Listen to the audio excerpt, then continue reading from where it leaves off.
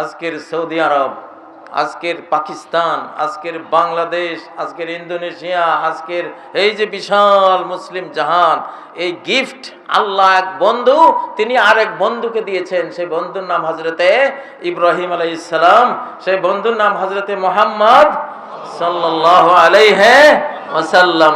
তাহলে এই সব মুসলিম মানচিত্রে বসে আলেমদের বিরুদ্ধে কথা বলা মানে হলো নিজের পায়ে নিজে কুড়াল মারা,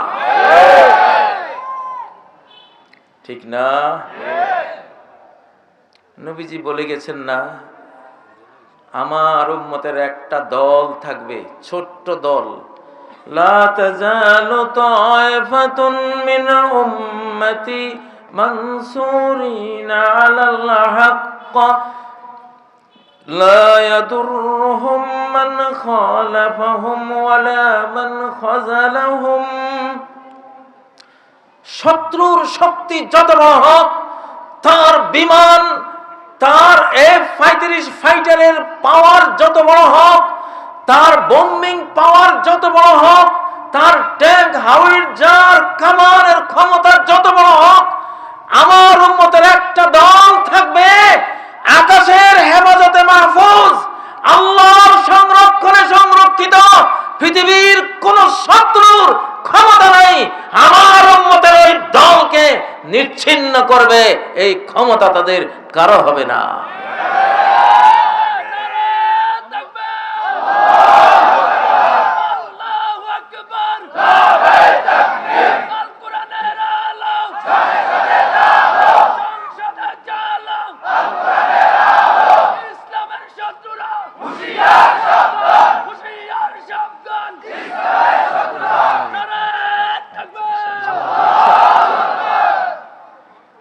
নবীজি যেন হাতের তালুতে সিনারিও দেখে দেখে বলছেন, যুবক ছেলে কয়জন? 20-30 হাজার। গোটা বিশ্ব শক্তির সমস্ত আক্রমণের যত উইপন্স, যত সর্বাধুনিক মারণাস্ত্র আছে, নাগাসাকি হিরোশিমার অ্যাটম বোমের চেয়েও কয়েক গুণ বেশি বোমিং এখানে করা হয়েছে। কিন্তু প্রায় 2 বছরের আক্রমণের পর দেখা গেল সংখ্যা এখন আরো 3 গুণ বেশি।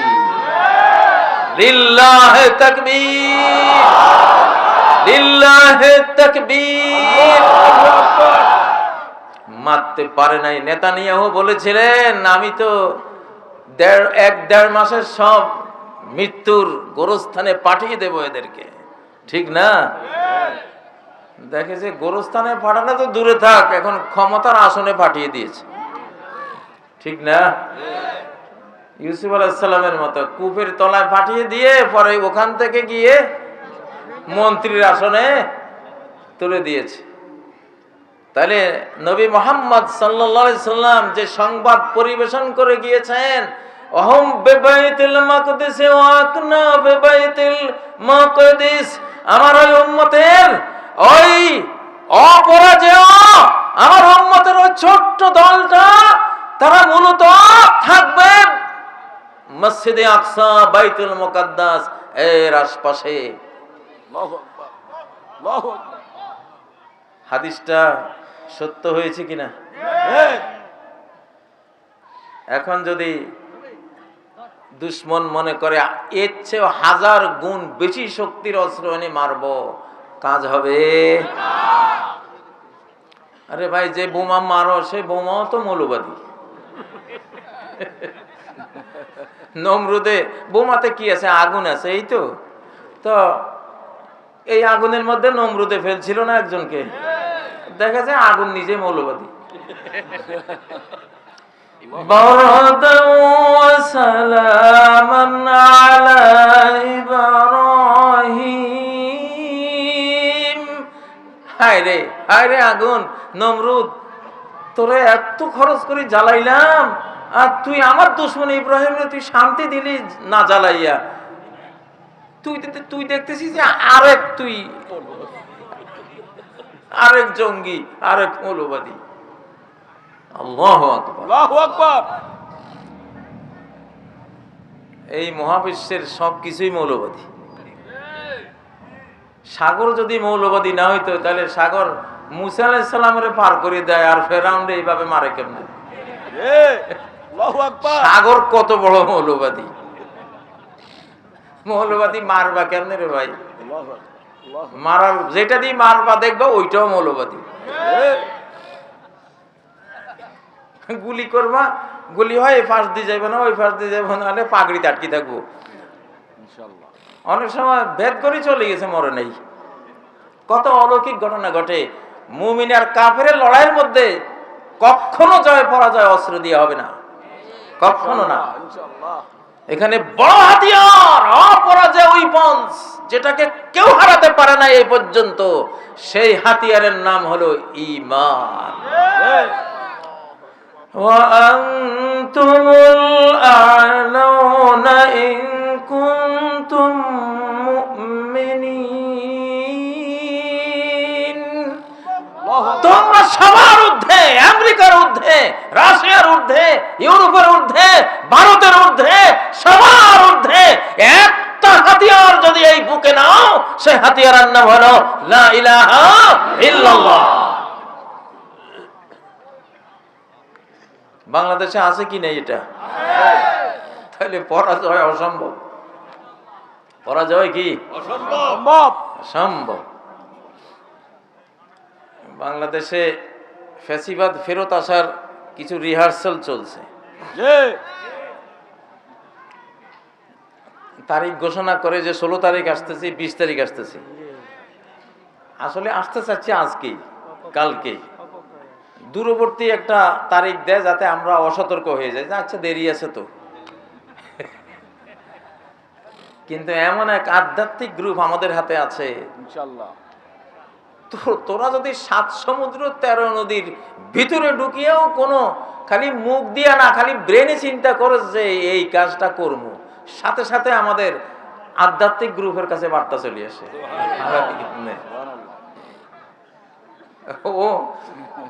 ও ঘোষণার আগে আমরা জানি যে ও তুই এইটা এইটা এইটা তুই ভাবছ, বেটা পারবি না ইনশাআল্লাহ। শাহজালাল একটা জেলে গান বানাইছিলাম, ওরে ও রাজা কর হিন্দি দালাল, দৌড়ে পালা জাঙ্গা সামাল, ওই খেপেছে 360 আউলিয়া দল, নতুন শাহজালাল সাথে জুল জালাল, আল্লাহ জুল জালাল। তাকবীর দাও না মিয়া।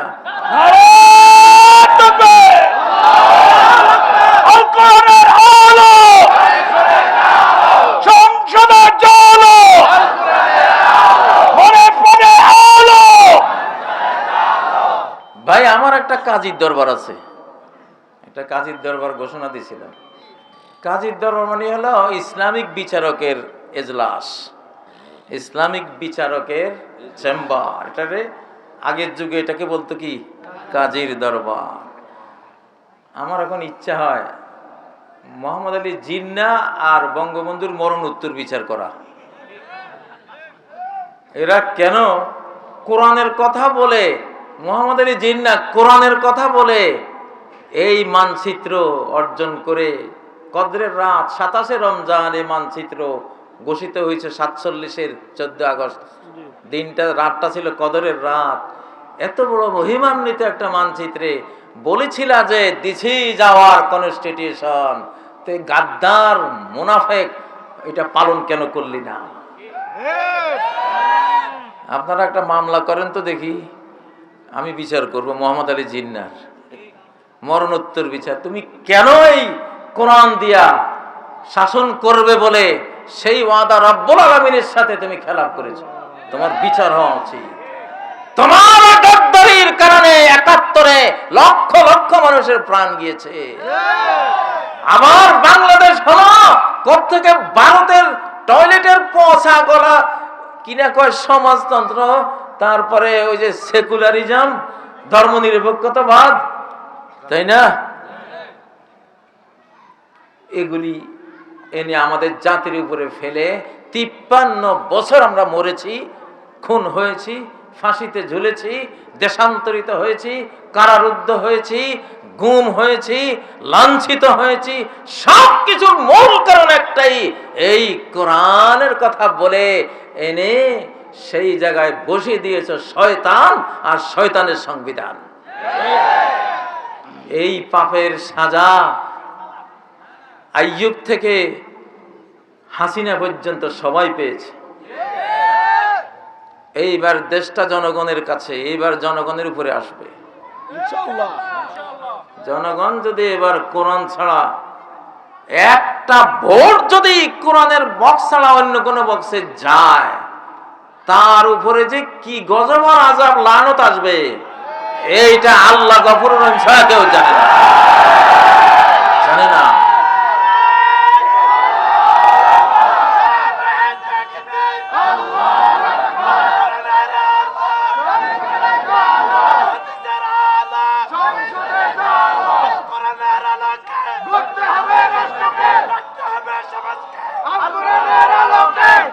এই কোরআন মহারাজ আল কোরআন এখন তার পূর্ণ শক্তি নিয়ে এই পৃথিবীতে আসবেই আসবেই।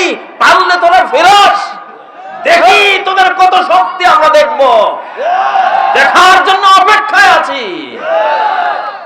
ফান্তাযিরু ইন্না মুনতাযিরুন,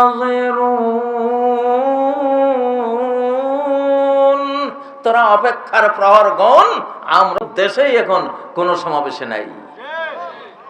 আল্লাহ তাআলা এই জন্যই বাংলাদেশ দিয়ে গোটা বিশ্বকে এখন কোরআনের ছায়ায় নিয়ে আসার একটা সিদ্ধান্ত আল্লাহর আছে ইনশাআল্লাহ। আমরা এটা বিশ্বাস করি, আমরা এটা মনে করি। প্রিয় ভাইরা, একটা দলের, কোন গোষ্ঠীর পতনের কিছু সিম্বল আছে, আলামত আছে। ওই আলামতটা দেখলে বুঝবেন যে এটা এখন শেষের দিকে যাচ্ছে। যেমন করোনা ভাইরাস ধরেছে কিনা, জিহ্বায় স্বাদ নাই, নাকে ঘ্রাণ শক্তি নেই, এইটারে ধরছে, ঠিক না? আলামত দেখে বোঝা যায় না। তো বাংলাদেশে রাজনৈতিক দলগুলোরে করোনা ভাইরাস টাইপের ধ্বংসাত্মক কোন ভাইরাসে ধরেছে কিনা, এইটা বুঝার একটা জিনিস আছে, আলামত আছে, সিম্বল আছে। সেটা হলো কোন দল আলিম ওলামার বিরুদ্ধে বক্তব্য দেওয়া শুরু করেছে কিনা। যদি শুরু করেছে তো মনে করবেন যে শেষ।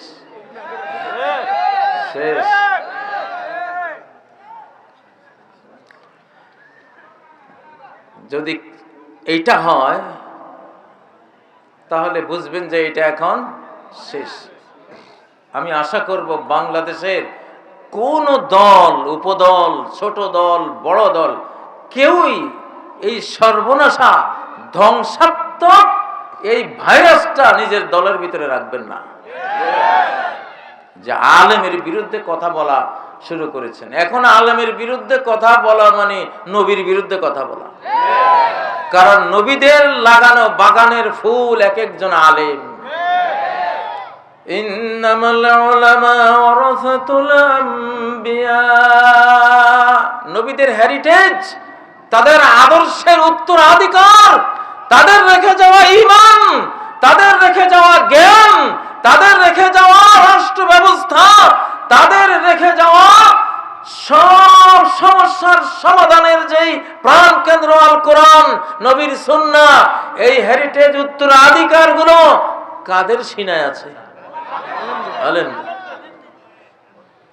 আলেম বিদ্বেষী মানে নবী বিদ্বেষী, নবী বিদ্বেষী মানে আল্লাহ বিদ্বেষী, আল্লাহ বিদ্বেষী মানে সে আবু জাহাল, আবু লাহাব, উতবা, সাইবা, নমরুদ, ফেরাউন। তাইলে বাংলাদেশে আমি কিছু ইদানিং কিছু নারী কিছু পুরুষকে দেখতে পাচ্ছি, তারা বলতেছে আলেমদেরকে নিয়ে কিছু দুর্ভাগা ফ্যাসিবাদীদের মতো একই বক্তৃতা একটু একটু করে শুরু করেছে। এইটা ভাই, এইটা দিল্লির বক্তৃতা, বাংলাদেশের না, বাংলাদেশের না। কারো ছিলে সিন্নি খাইলি মোল্লা চিল্লি না। আর্ধ পৃথিবীর এই যে বিশাল মুসলিম জাহান, এটা আল্লাহ নবীকে দিয়েছেন, নবীদের পরবর্তীতে আলেমদের হাতে তুলে দিয়েছেন। এই বাংলাদেশ অর্ধ পৃথিবী, এই মুসলিম সাম্রাজ্য সূরা আন-নিসার 54 নম্বর আয়াতে বলেছেন, আমি কাকে দিয়েছি এই অর্ধ পৃথিবী, এই বিশাল সাম্রাজ্য। فقد آتينا آل إبراهيم الكتاب والحكمة وآتيناهم ملكا عظيما। আমি ইব্রাহিম পরিবার, মুহাম্মদ সাল্লাল্লাহু আলাইহি সাল্লামের পরিবার, এই নবুয়তি খানদানকে দিয়েছি কোরআন, দিয়েছি হাদিস, আর এই দুটো বাস্তবায়ন করার জন্য দিয়েছি মুলকান আযীমা, বিশাল সাম্রাজ্য। কাকে দিয়েছেন? আলে ইব্রাহিম, মানে নবী, মানে নবীদের পরের আলেম সমাজ।